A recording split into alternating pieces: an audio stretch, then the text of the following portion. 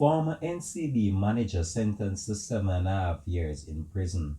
Hi again and welcome. This is Links 007 TV News Report, and we'll be right back with the details to come. Welcome to Links 007 TV News Report, providing you with the best in local and international news updates. This is a place where you can get the most reliable and informative news information. Links 007 TV News Report. Former NCB manager at the National Commercial Bank (NCB), Andrea has been slapped with a 7.5-year sentence after she admitted to a case of embezzlement in which she defrauded the financial institution of $34 million. The sentencing was handed down by Justice Lorna Shelley Williams in the Home Circuit Court this morning.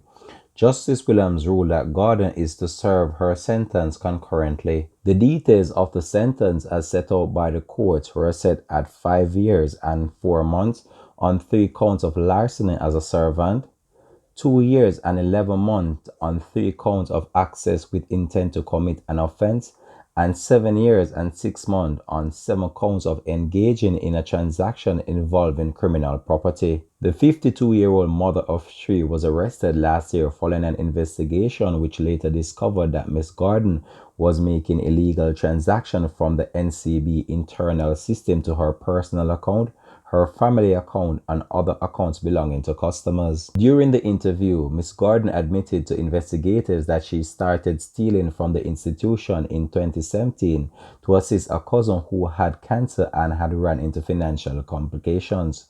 However, further reports reveal that Ms. Gordon used the money towards her home renovation, the purchasing of handbags, among other personal items. The previous NCB manager was represented by attorney at law Vincent Wesley.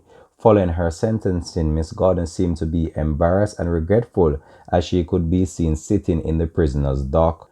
Ms. Gordon, who was employed to the financial institution as a special cashier in 1989, served the company for over 30 years at the time of her arrest and was earning $11.1 million annually.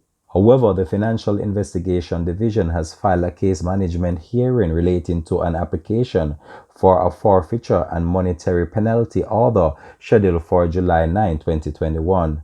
This has been Links 007 TV News Report. Thanks for watching.